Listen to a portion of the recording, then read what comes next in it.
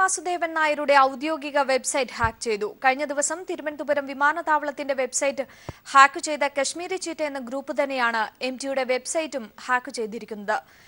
അജിംഷാദ് ചേരുകയാണ് വിവരങ്ങളുമായി. അജിംഷാദ്, കഴിഞ്ഞ ദിവസങ്ങളിലായി എംടിയുമായി ബന്ധപ്പെട്ട് ബിജെപിയുമായി ബന്ധപ്പെട്ടൊക്കെ വലിയ വിമർശനങ്ങൾ ഉയർന്നു വന്നിരിക്കുന്ന ഒരു സാഹചര്യം നിലവിലുണ്ട്.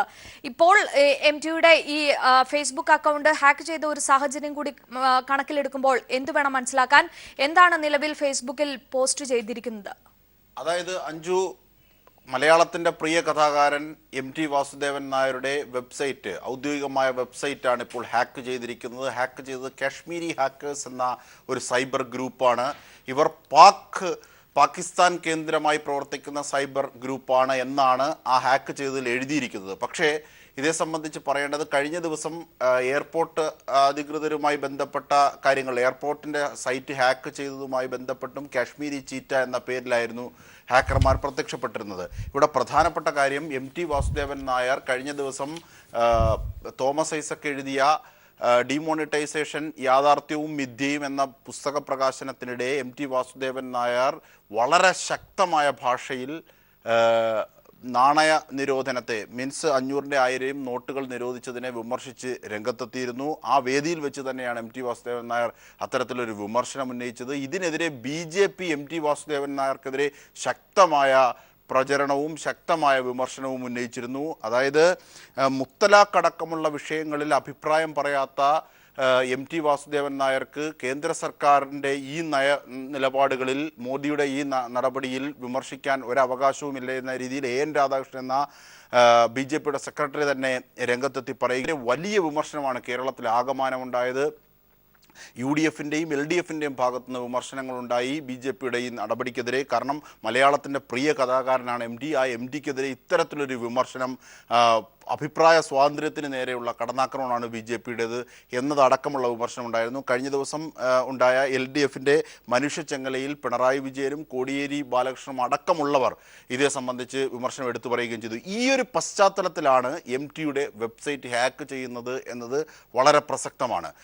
പൊതുവേ ഈ വിമർശനങ്ങൾ, അതായത് എം.ടി. വാസുദേവൻ നായരെ വിമർശിച്ചുകൊണ്ടുള്ള ബി.ജെ.പിയുടെ അസഹിഷ്ണുതയ്ക്കെതിരെ വിവിധ രാഷ്ട്രീയ കോണുകൾ രംഗത്തെത്തുന്ന ഘട്ടത്തിൽ പോലും രണ്ടാമതായി എൻ രാധാകൃഷ്ണൻ പറഞ്ഞത് എം.ടിക്കെതിരായ ആ വാദത്തിൽ തങ്ങൾ ഉറച്ചു നിൽക്കുന്നു എന്നാണ്. അങ്ങനെ ഒരു വൈരനിരാധന ബുദ്ധിയോടുകൂടി എം.ടിയെ സമീപിക്കുന്ന രീതിയാണ് ബി.ജെ.പിയിൽ നിന്നും നാം ഇപ്പോൾ വരെയും കണ്ടുകൊണ്ടിരിക്കുന്നത്. ഈ ഒരു സാഹചര്യത്തിലാണ് എം.ടി. വാസുദേവൻ നായരുടെ വെബ്സൈറ്റ് ഹാക്ക് ചെയ്യുക എന്നത് വളരെ രാഷ്ട്രീയമായി കൂടി പ്രസക്തി അർഹിക്കുന്നു.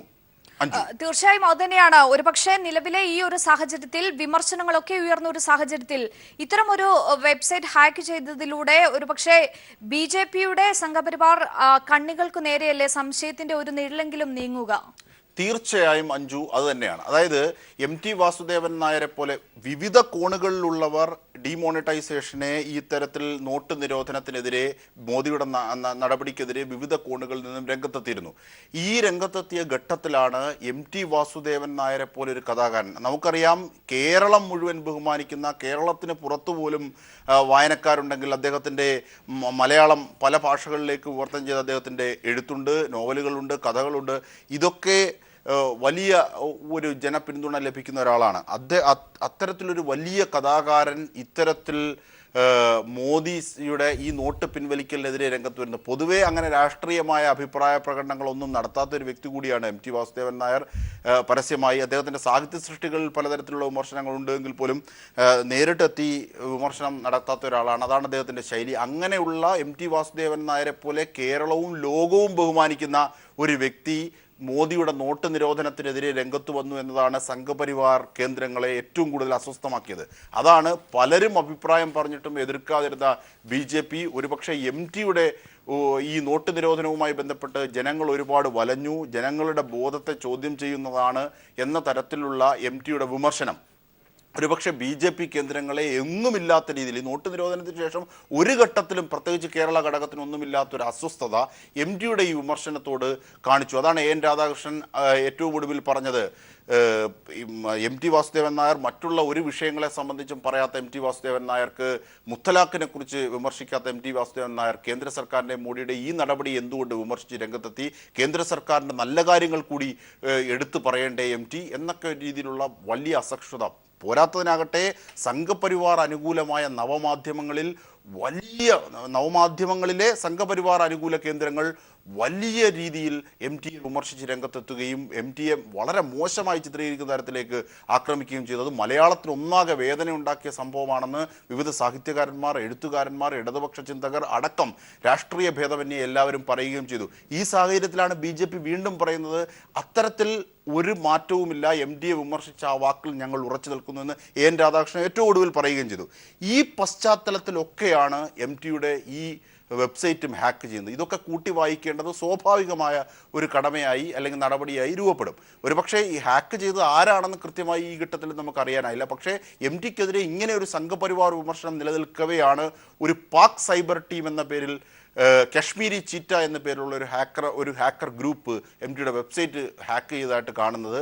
അങ്ങനെയുള്ള ഒരു സാഹചര്യം, സംഘപരിവാർ ഇത്രയേറെ ശക്തമായി MTയെ വിമർശിക്കുന്ന ഒരു സാഹചര്യത്തിലാണ് MTയുടെ വെബ്സൈറ്റ് ഹാക്ക് ചെയ്തതെന്നുള്ളത് പലതും കൂട്ടി വായിക്കേണ്ടതുണ്ട്. അഞ്ജു, ശരി, വ്യക്തമാണ്. MT വാസുദേവൻ നായരുടെ ഔദ്യോഗിക വെബ്സൈറ്റ് ഹാക്ക് ചെയ്തിരിക്കുന്നു. കഴിഞ്ഞ ദിവസം തിരുവനന്തപുരം വിമാനത്താവളത്തിന്റെ വെബ്സൈറ്റ് ഹാക്ക് ചെയ്ത കശ്മീരി ചീറ്റ എന്ന ഗ്രൂപ്പ് തന്നെയാണ് MTയുടെ വെബ്സൈറ്റും ഹാക്ക് ചെയ്തിരിക്കുന്നത്. അജിംഷാദാണ് വിവരങ്ങൾ നൽകിയത്.